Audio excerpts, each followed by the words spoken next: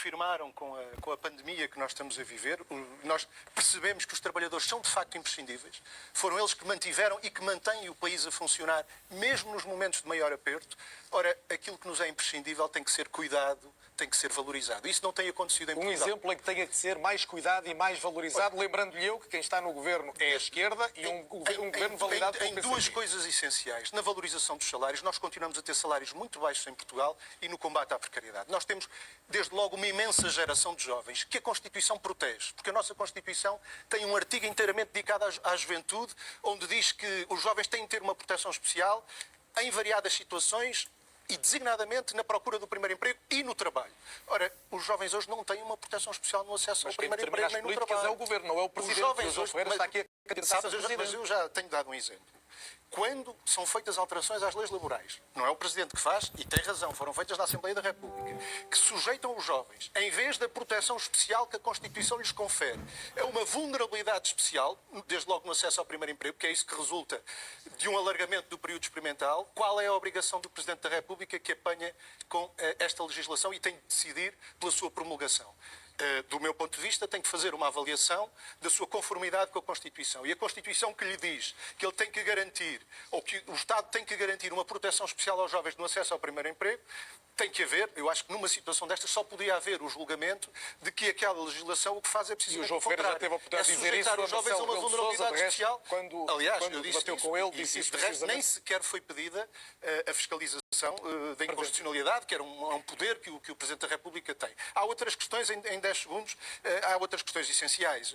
De um modo geral, a valorização dos direitos, do acervo de direitos consagrados na Constituição. Mas já vamos a isso. Direito à saúde, vamos cultura, voltar aos serviços públicos e à Constituição, ao ambiente também, que quase não se tem falado nesta campanha e é relevante. Marisa Matias, obviamente a pergunta é muito idêntica para si, mas com mais esta nota, com as vossas candidaturas, eu juntaria a de Ana Gomes também, porque toca o mesmo universo, vamos dizer, ideológico, a verdade é que a esquerda está, segundo as sondagens, a rondar ali os 20%. Isto significa que as candidaturas estão a falhar na mensagem, perante quase uma hipótese de entronização, para usar uma expressão que também já foi usada, de Marcelo Rebelo de Sousa, ou que a maioria sociológica de esquerda é um mito em Portugal? Bem, não creio que tenha elementos, e sinceramente digo, não creio que tenha elementos para fazer uma afirmação essa ou outra. O que eu sei é que as candidaturas de esquerda representam uma pluralidade importante e interessante nestas eleições e, como disse, acho que essa pluralidade é o que faz todo o sentido em democracia e também é para isso que nos juntamos aqui. Então vamos lá, pluralidade. É capaz de dizer algo diferente do que disse o João Ferreira, por exemplo, em relação às questões laborais? Em relação às questões laborais, não. Aliás, tenho um património de muitas lutas ao longo destes anos e muitas delas que fiz com membros do Partido Comunista, com comunistas e que fiz com gosto, nomeadamente nas questões laborais e outras. Mas também acho, e de uma questão até para tentarmos perceber essa pluralidade, que não há nenhum mal em que a gente possa também assumir algumas das diferenças. Temos muitas convergências e temos também diferenças, seja elas a nível de política nacional, seja a nível de política internacional. Eu estou há 20 anos na política, digamos assim, de uma forma mais ativa, embora só há 10 anos no Parlamento Europeu, e ao longo destes anos travei muitas lutas em que muitas das vezes ouvi dizer até do lado de representantes do Partido Comunista que a sociedade ainda não estava preparada para elas. E eu acho que estava e acho que é o nosso dever também contribuir para essa preparação. Hoje celebramos, por exemplo, 11 anos do casamento entre pessoas do mesmo sexo, não estivemos do mesmo lado nessa altura, ou em relação à adoção também não, e também reconheço que há outros combates de sociedade, de geração, de mudança da nossa sociedade, como, por exemplo, o fim das touradas, ou a questão, por exemplo, da despenalização das drogas leves, ou questões relacionadas com a despenalização da morte assistida. E um Presidente da República pode ter uma ação importante a esse nível? Claro que sim. Ou questões relacionadas com a paridade entre homens e mulheres nas listas eleitorais.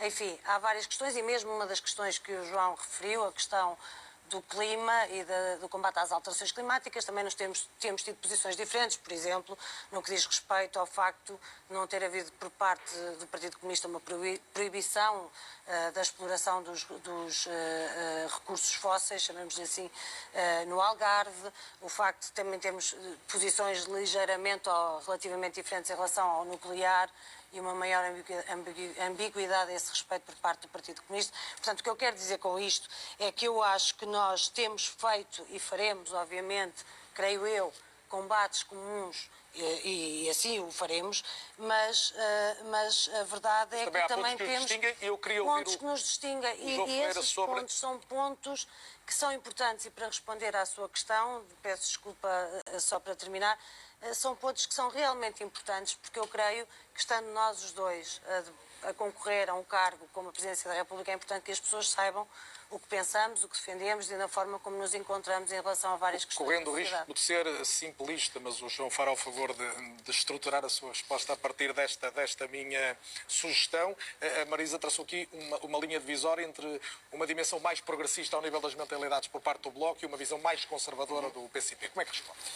Eu acho que existirão diferenças, acho que também não vale a pena inventá-las. Ou seja, não inventei eu regozijo-me com essa conquista enorme que foi alcançada há 11 anos. O casamento entre pessoas. Exatamente, na qual que foi apoiado pelo PCP. Aliás, essa foi uma luta longa, e a Marisa sabe disso, que foi iniciada primeiro com o reconhecimento das uniões de facto, por iniciativa precisamente do PCP, iniciativa legislativa do PCP. É uma luta que teve esse momento importantíssimo há 11 anos, no qual tivemos do mesmo lado. Portanto, é aí que eu digo que não vale a pena cavar diferenças onde elas não existem. Tivemos do mesmo lado quando se tratou de alargar o direito à adoção também a esses casais. Tivemos do mesmo lado quando se tratou de garantir o acesso à procriação medicamente assistida e até num passo recente que muito valorizo, no que toca ao direito de autodeterminação da identidade de género. Tivemos do mesmo lado e eu acho que estaremos seguramente do mesmo lado, não apenas nas conquistas que estão para trás, mas sobretudo naquelas que faltam ainda, que faltam ainda travar. E, portanto, é aí que eu digo que não vale a pena cavar diferenças onde elas não existem. Acho que há, de facto, sobre algumas matérias, apesar de haver uma convergência na preocupação, eventualmente diferenças de perspectiva. Eu tendo a encarar as questões ambientais, às quais atribuo uma enorme importância, mas com uma grande transversalidade. Ou seja, custa-me um bocadinho aquilo que vejo hoje, e não digo evidentemente que seja isso que faz a Marisa Matias, mas tendo a ver as questões climáticas e ambientais num sentido mais geral, a serem usadas um pouco como a bandeirinha de propaganda ou o emblema que dá jeito de usar em algumas campanhas, quando a minha preocupação é, desde há muito tempo, a necessidade de termos uma consideração e uma integração perfeitamente transversal num conjunto de políticas. Nós não podemos hoje discutir as questões ambientais. Então vamos evitar que seja uma questão geral, separadas, questões económicas, sociais, de organização. Uma questão muito concreta, que é muito recente em Portugal, que é a questão do encerramento da refinaria da Galp em Matosinhos. O que temos, e temos palavras mágicas nos últimos tempos, todos preocupados com elas, a descarbonização, sim, a transição energética, a proteção do ambiente. A verdade é que temos uma refinaria que vai ser encerrada depois de, ao longo de algumas décadas, libertar dióxido de carbono, metais pesados para a atmosfera, alguns deles muito perigosos para a saúde pública, descargas poluentes no mar de Lessa da Palmeira, que fica mesmo ali em frente, e depois o que vemos é tanto o Bloco como o PCP condenarem à partida, como se tudo se resumisse a um combate laboral entre um grande grupo económico e um grupo de trabalhadores que, obviamente, poderão sofrer com esta decisão. É mais do que isso, deixe-me explicar. Nós precisamos... Mas então o ambiente aí deixa de ser o fator mais relevante? Não deixa, e já lhe explico porquê. Nós precisamos de encarar a necessidade de uma transição energética que garanta um muito maior nível de aprovisionamento a partir de fontes renováveis do que aquele que temos, e o nosso país tem condições para isso. Mas então interromper uma refinação de petróleo? Eu estou a falar ainda na produção de energia elétrica. Genericamente. Nós não vamos, os combustíveis, nós dependemos dos combustíveis hoje muito mais do que em função de razões energéticas, embora também dependemos aí. Nós não vamos terminar, por muito que gostaríamos, a nossa dependência face a combustíveis refinados não vai acabar breve. E a perspectiva que se desenha com o encerramento da refinaria de Matosinhos, para além de um despedimento massivo de trabalhadores que têm que ver salvaguardados os seus postos de trabalho, mas aquilo que se perspectiva é que o país passe, as necessidades do país ou fiquem inteiramente dependentes de um único centro de produção, com tudo o que isso implica em termos de segurança para o país, ou que fiquemos dependentes de um centro na Galiza, que já tem planos para abastecer parte de Portugal. Ora, o que estaríamos a fazer nessa altura era a não contribuir absolutamente em nada para a diminuição das emissões de gases com efeito de estufa para a atmosfera, porque elas continuarão a ser emitidas num sítio ou noutro, ali ao lado na Galiza, e isto da atmosfera não conhece fronteiras. Não, os habitantes daquela região sofreram muito ao longo das últimas décadas com a poluição. Mas eu vou aí. Com uma agravante. Eu estou a falar. Genericamente, em termos do planeta, é um facto. Estou a falar de emissões de gases com efeito de estufa para a atmosfera. Aquilo que, vulgarmente... Isso acontecerá na mesma, não acontece ali? Nós associamos às alterações climáticas. Isso acontecerá na mesma, com a agravante de que, fruto do transporte que passa a ter que ser feito, temos as emissões associadas a esse transporte também. Agora, mantinha-se a produção? Não, é possível e é necessário até, e os trabalhadores, tanto quanto eu sei, e é uma realidade que acompanho, há muitos anos que eles próprios vêm fazendo, até porque muitos deles são habitantes daquela região, como sabe. Aliás, o Carlos Daniel conhece bem aquela situação. E eu acompanho a situação também de perto, já fiz visitas àquela refinaria e sei que os trabalhadores são os primeiros a reclamar a adoção de tecnologias que mitiguem os efeitos da poluição. E há também um fundo para a transição justa europeu, que conhece melhor pode que ser eu, usado, pode ser usado para, precisamente, compensar também a situação para mitigar esse tipo, mas para mitigar os impactos ambientais. Recusa a ideia que a leitura foi simplista e foi transformada apenas numa questão laboral, quando é muito mais que isso.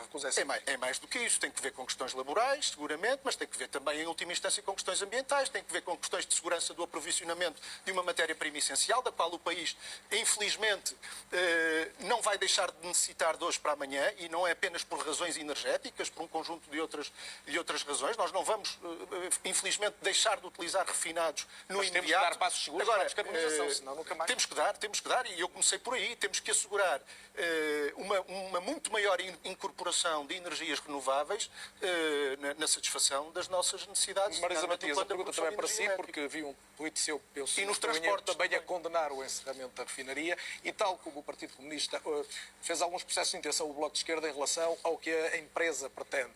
Li numa declaração do Partido Comunista que poderia haver interesses imobiliários, li o Bloco de Esquerda, e não quero falhar, portanto vou ler a frase: um aumento da rentabilidade acionista da Galp é o que mobiliza a administração. Avançar logo para estes processos de intenção sem olhar primeiro à questão ambiental não é errado? Não, eu aqui partilho muito o que foi dito pelo João Ferreira. Não é errado e respondo-lhe de forma muito simples. É que, na realidade, a questão da descarbonização, até prova em contrário neste caso, é usada como um slogan vazio. E nós precisamos mesmo de fazer a transição energética, precisamos mesmo de fazer a descarbonização neste país. O que não se pode é usar uma bandeira... Não, um passo que não reduz até em nenhum momento, porque as fórmulas... Não. As fórmulas que estão a ser encontradas são fórmulas que não reduzem o fardo ambiental, o fardo das emissões em nenhuma dimensão. E, portanto, eu estou disponível, muito disponível para discutir projetos reais e concretos de descarbonização energética, mas projetos que venham acompanhados das medidas efetivas para que essa transição... No ano passado houve uma descarga poluente grave. No ano passado, já foi 2019, já estamos em 2021, no Mar de Lessa da Palmeira, e por um erro... Carlos Daniel, eu não tenho... Da fábrica que acontece, mas aquilo é um risco, está ali também é um risco. Com certeza, e nós temos tantos setores, mas tantos em Portugal, em que temos mesmo que fazer essa transição, e temos tantas áreas de atividade que temos que fazer a reconversão energética, de maneira a, de facto, ter um verdadeiro combate às alterações climáticas e ter uma política mesmo para a economia, para a sociedade, que permita reconverter postos de trabalho, ter novos tipos de especialidades que nos ajudem a fazer essa transição. O que nós não podemos, acho eu, é que sob a capa de uma grande medida de combate às alterações climáticas, não estudarmos o que está verdadeiramente em causa. E eu não encontro nada neste projeto que nos permita, de facto, dizer que há aqui um esforço de reconversão ambiental. Mas tenho confiança que a gente possa fazer esse caminho em Portugal e quero acreditar que o podemos fazer. Agora, não é, de facto, sob capas vazias que, na realidade, não nos dão nenhuma garantia de que isso vai acontecer. Mas também não pode ser recusando à partida antes de ter toda essa informação. Daniel, é o que eu estou a dizer. Mas avance os projetos, avance as propostas, perceba-se o que é que está em causa. Nós não estamos a falar de uma empresa em dificuldades, a Galp. Estamos a falar de uma empresa que distribui dividendos e continua a distribuir ao mesmo tempo que está a despedir ou a procurar despedir tantos trabalhadores numa situação de crise pandémica. É disso que estamos a falar. E, portanto, não estamos a falar, digamos assim, de uma parte idónea cheia de boas intenções e que o ónus tem que ser colocado sobre nós. Não, o ónus tem que ser colocado sobre eles. E tem que ser colocado de tal maneira que a gente perceba que quando é para falar de transição energética e descarbonização, é sério. Temos de ter outras oportunidades para isso. Estamos a tocar temas importantes e alguns que ainda não tinham sido abordados nesta campanha eleitoral ou nestes debates, que a campanha, só completar formalmente, se for muito rápido, João, quer introduzir outro tema o e já Carlos passou Daniel metade do referiu nosso aí, e é verdade, qualquer unidade industrial, infelizmente, tem poluição associada. E é um risco. Mas é uma chatice nós não podermos prescindir de unidades industriais. Aquilo que temos que fazer é garantir que temos sempre as melhores tecnologias disponíveis em cada momento, associadas a essas unidades industriais para minimizar o impacto, nomeadamente na poluição. E isto é uma coisa que, ao contrário do que possa parecer à primeira vista, até diz muito à intervenção do Presidente da República. Também podem porque a trabalhar Constituição, veja lá, conserva essa atualidade tremenda, que tem um artigo também dedicado ao ambiente, onde diz que se devem evitar todas as formas de poluição e o Presidente, se quiser mesmo defendê-la e fazê-la cumprir, tem que ter estas questões em atenção. Vou lançar outro tema que vos é caro, que é o Serviço Nacional de Saúde. É, de resto, uma bandeira de qualquer dos dois, quer pela questão da lei de bases, que a Marisa cita muitas vezes, de António Arnoux e João Semedo, quer pela questão da Constituição, que o João Ferreira tem citado também. A verdade é que o Estado já absorve, Marisa, começa por si desta vez, mais ou menos metade da receita anual que o país consegue produzir, metade do PIB. Os portugueses estão carregados de impostos, estaremos todos de acordo em relação a isso. O SNS custava 6 mil milhões no início do século, custa mais ou menos o dobro nesta altura. É um poço sem fundo, prevendo nós o que vai ser a evolução demográfica do país, mais gente idosa, mais gente doente, ou como é que se resolve isto? É sempre a colocar dinheiro? Não, o SNS é o pilar da democracia em Portugal, é a maior conquista da democracia. O que nós temos que olhar para a despesa em saúde e para a forma como ela é efetuada em Portugal é perceber para onde é que ela vai. E não ignorar que uma fatia muito significativa do que pagamos em impostos e do que vai para os cofres do Estado é gasta nos privados, nas parcerias público-privadas. É 41% do orçamento da saúde que vai diretamente para os privados. Mas muito para medicamentos, como sabe, muito para as farmácias. Não há nada que não diga que não possamos traduzir essas competências para o Serviço Nacional de Saúde a custos muito mais reduzidos e reforçando assim o Serviço Nacional de Saúde e reforçando assim aquilo que é o desígnio que está inscrito na Lei de Bases de Saúde, que eu defendo, sim, que foi defendida e promovida por António Arnoux e João Semedo. Agora, deixe-me dizer-lhe outra coisa a este respeito. Eu creio que nós estamos a fazer pouco em relação àquilo que necessitamos. Ainda tínhamos que gastar mais, é isso? Precisamos de investir mais, precisamos sobretudo de repensar o Serviço Nacional de Saúde e repensá-lo num contexto que responda até a necessidades que são cada vez mais atuais e prementes. Um Serviço Nacional de Saúde que esteja mais presente em todo o território, que possa chegar às populações que estão mais abandonadas. Pense, por exemplo, em tanta população envelhecida neste país que está abandonada e que precisa desse serviço de proximidade.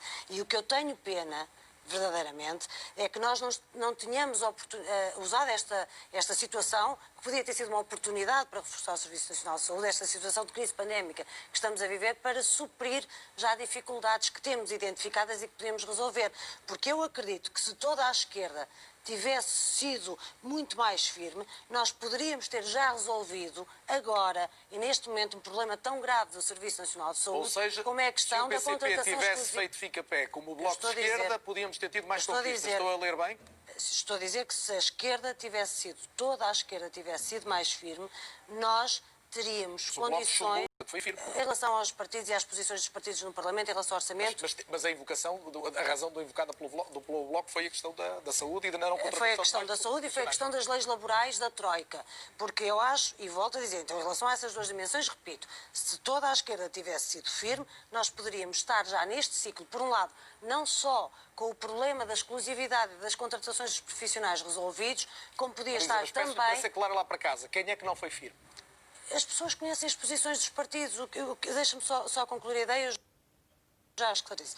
As pessoas conhecem as posições dos partidos em relação ao orçamento, mas não só estaríamos numa situação em que podíamos ter esse problema gravíssimo resolvido. Nos próximos 3 anos são 2.800 profissionais de saúde que se vão reformar. Nós precisamos desses quadros, estão a ser absolutamente sobrecarregados e nós não podemos olhar para lá em relação a isto. Em relação às leis laborais da Troika, se tivéssemos sido mais firmes, escusávamos.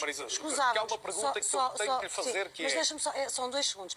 2 ou 20, vá lá. Escusávamos de estar a responder a esta crise ainda com as leis laborais de Passos Coelho e da Troika, porque as pessoas que estão a ser afetadas e atingidas por estas leis percebem perfeitamente, Responda-me esta pergunta, que é provavelmente que muitos eleitores estão a fazer em casa, embora muitos possam concordar consigo também. Não, é que a como vida, é que se paga é que a isso? vida É que vai mostrar. A pergunta mais simples é que as pessoas fazem, que é, sim senhor, todos concordamos que há lacunas no Serviço Nacional de Saúde, que é preciso mais equipamentos, mais profissionais, em muitas áreas, poderá haver alguns a mais noutras, enfim, não é a discussão agora. Mas é preciso pagar isso. Ora, o Estado já cobra muito aos portugueses. Quais são as fontes de receita que é possível atacar? Não, o Estado... Vamos falar outra vez de offshores e de corrupção? Ou a economia portuguesa muda? Há muitas fontes, mas temos que perceber o seguinte, desde logo, para não cairmos em equívocos. O que está subfinanciado em Portugal são os serviços públicos. É a saúde e a educação. E outros serviços. Mas em relação a esta matéria que eu estava a dizer, da firmeza da esquerda, e se a esquerda tivesse sido mais firme em relação às leis laborais da Troika que ficaram e que nos obrigam a enfrentar esta crise com as leis de Passos Coelho e da Troika, ou a questão da não contratação dos profissionais de saúde, o que eu quero dizer é que, infelizmente, por causa da crise e da dimensão da crise, a vida vai nos mostrar que muito em breve o Governo terá mesmo que vir mais à esquerda para negociar estas medidas e poder, de facto, dotar o Serviço Nacional de Saúde e as leis laborais das medidas que permitem responder à crise. João Ferreira, e é esse Marisa, o papel do Presidente da leva República. alguma vantagem, João Ferreira? O Bloco de Esquerda chumbou o orçamento por causa da saúde, o PC viabilizou o orçamento abstendo-se. Vê esta diferença entre uns e outros? Em primeiro lugar, nós temos razões em Portugal para nos orgulharmos do Serviço Nacional de Saúde. Como é evidente. O nosso Serviço Nacional de Saúde foi, durante bastante tempo, um dos melhores serviços nacionais de saúde do mundo. Nós temos razões para nos orgulhar. Claro. A resposta que estamos a conseguir dar em pandemia é um motivo de orgulho, apesar de todas as dificuldades. Sem dúvida. E é preciso ter em conta que, a dado passo, este instrumento importantíssimo de que todos nos devemos orgulhar, o Serviço Nacional de Saúde, começou a ser alvo de desinvestimento. Repare, não há negócio. A nossa Constituição diz que o direito à saúde dos portugueses se assegura através de um Serviço Nacional de Saúde público, geral, universal, tendencialmente gratuito, que assegura a cobertura equilibrada do território. Se isto for assim, não há espaço para o negócio da doença. João, vai em 12 mil milhões. Essa é uma pergunta que... Isso é outra questão que eu lhe quero dizer. Mas é importante. No quadro comparativo com outros países, com os quais habitualmente estabelecemos comparação, ele não tem um fardo que nos situe lá para cima. Os nossos comparamos com outros países, em termos relativos, sim, olhando claro, para os recursos relativos para cada um. Portanto, essa ideia que vai muito mais para o Serviço Nacional de Saúde do que vão noutros países, não é verdade, pelo menos se nos comparamos com países que tenham indicadores de saúde razoáveis ou comparáveis com os nossos também. E, portanto, essa ideia não corresponde à realidade. De se pagar. Agora, eu acho que há aqui um caminho importante que a dado passo começa a ser feito, que é o do desinvestimento. Esse caminho de desinvestimento no Serviço Nacional de Saúde serviu para abrir caminho ao negócio da doença, mas não diminuiu o que o Estado gasta com a saúde. Pelo contrário, porque nós passamos a ter que suportar os custos inerentes a um Serviço Nacional de Saúde e passamos a suportar, financiar também muito do que é o lucro desses grupos. E nos últimos 5 anos isso não foi corrigido porquê? Pergunta bem, eu acho que deveria ter sido corrigido, ou seja, eu acho viabilizou o governo ao longo dos últimos 5 anos. Eu acho que validou 5 orçamentos. Eu acho que devíamos seguir um caminho de progressiva concentração dos recursos públicos, preferencialmente no Serviço Nacional de Saúde, ou fundamentalmente no Serviço Nacional de Saúde, porque não devem ser os recursos públicos a sustentar negócios privados. Como sabe, muitos grupos económicos só se mantêm que fazem negócio na área da saúde, só se mantêm à conta do dinheiro que o Estado lá mete. Também sabe, e o Carlos Daniel sabe disso também, que no momento em que se procurou dar um passo com a Lei de Bases da Saúde, no sentido de dar uma maior preponderância ao Serviço Nacional de Saúde e cortar um bocadinho com esse caminho, esse progressivo caminho de abrir campo aos privados, tivemos um Presidente da República que se meteu ao caminho. E é outra das atenção não, que faz. atenção não, que isto não deve ser assim. Outra questão muito importante, orçamento. Só para concluir agora. Eu valorizo muito e reconheço insuficiências na resposta do orçamento. Já o disse várias vezes. Agora, eu valorizo muito aqueles que não desistem a meio de nenhum combate. E valorizo que tenha sido possível, por intervenção nomeadamente do PCP, incluir no Orçamento de Estado investimento no Serviço Nacional de Saúde, em contratação de mais profissionais, em contratação de mais meios e equipamentos, na construção de infraestruturas, algumas delas aguardadas há muito tempo, hospitais públicos. Eu valorizo muito tenha sido possível incluir essas verbas. Dirá, não foi suficiente, estou de acordo, se calhar. Por outras palavras, está a dizer que o Bloco se pôs ao fresco, como diz o Primeiro-Ministro. Não disse nada disso. O que estou a dizer, e agora é fundamental outra coisa, que é que aquilo que ficou no orçamento se concretize de facto. Temos a experiência de anos anteriores, em que nem sempre o que fica no orçamento. Depois temos que resistir a uma tentação. Está com muita vantagem, tem que concluir. Vou concluir, mas como foi falado aí nas questões laborais e da Troika, temos que resistir a uma tentação, que é resumir a ação política e a ação governativa ao Orçamento de Estado. Há muita coisa, há muita luta para travar fora do Orçamento de Estado. Mas já que colocou a nota do Orçamento de Estado... O problema da legislação laboral, infelizmente, não é só aquilo que veio da Troika. Deixe-me perguntar à Marisa Matias. Os problemas começaram antes da Troika. Não podemos voltar agora a essa questão. João Ferreira, não podemos voltar a essa questão. A Marisa Matias... E eu conheço bem os seus efeitos. Não só está em desvantagem, temos 4 minutos até ao fim do debate. Marisa, uma das questões que se tem colocado, embora as sondagens em relação aos dois sejam diversas e com posicionamentos relativos diferentes, é de que pode estar a ser prejudicada precisamente porque o Bloco não viabilizou o orçamento e ainda agora houve uma crítica implícita do João Ferreira que vai um pouco na linha da ideia de que, perante a dificuldade, o Bloco desertou de apoiar o Governo. O Carlos considerou uma crítica. Bem, deixe-me dizer-lhe que eu, tal como o João Ferreira, também não gosto nada de quem desiste, nem a meio nem no fim. Não gosto de quem desiste nem a meio nem no fim. E por isso é que eu disse, e repito, que se toda a esquerda tivesse sido firme, nós poderíamos já neste momento ter parte desses problemas resolvidos no Serviço Nacional de Saúde. É isto que eu quero dizer, porque nós chegamos agora, ao final do ano de 2020, com menos 961 médicos no Serviço Nacional de Saúde. Chegámos ao fim sem o reconhecimento de carreiras tão fundamentais. Repare que nós hoje, por exemplo, tivemos a votação da carreira dos auxiliares de saúde, que é uma questão de a mais absoluta e elementar justiça. E foi preciso contar com o voto do PSD, porque o Partido Socialista não quis votar para o reconhecimento dessa carreira. E por isso eu estou certa e segura de que se a esquerda, toda a esquerda, tivesse sido mais firme, já não estaríamos a discutir estas questões.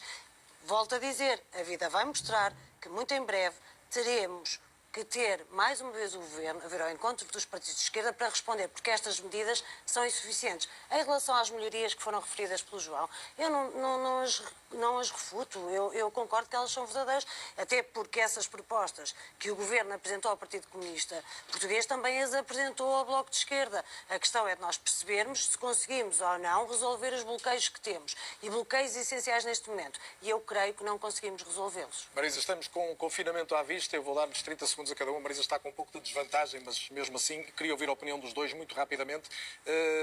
Revelaram-se algumas vezes contra o estado de emergência, mas estamos...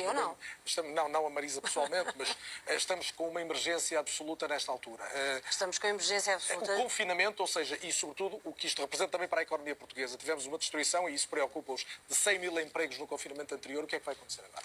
Bem, nós estamos com uma situação muito trágica. Estamos com 10 mil casos por dia, estamos com mais 7 mil mortos, e eu creio que devemos continuar a ouvir aquilo que são as recomendações de quem mais sabe, dos especialistas nesta área, e que nos possam ajudar a responder a este problema. Dito isto, acho também, e tal como ainda ontem foi dito pelo professor Constantino Saclarides, acho também que não é apenas a questão de apresentar mais exigências e mais limitações, é de dar às pessoas as condições para responder às limitações acrescidas e exigências. Às pessoas e até a alguns setores de atividade, por exemplo, a questão da restauração ou da hotelaria, é preciso apoio social, são precisos apoios económicos para que as pessoas possam responder a isto. Mas não tenho tempo, quero ouvir o João Ferreira. Mas deixe-me só, é só uma frase, desculpe, eu sei que eu também quero que o João Ferreira, é só uma frase, mas dito isto... Não, é que vai dizer no fim, porque é a Marisa a concluir, e eu queria respeitar essa regra do debate, e, portanto, dito isto, dirá a seguir João Ferreira o confinamento. Nós não podemos em nenhum momento minimizar a gravidade da situação que vivemos, da situação pandémica que vivemos.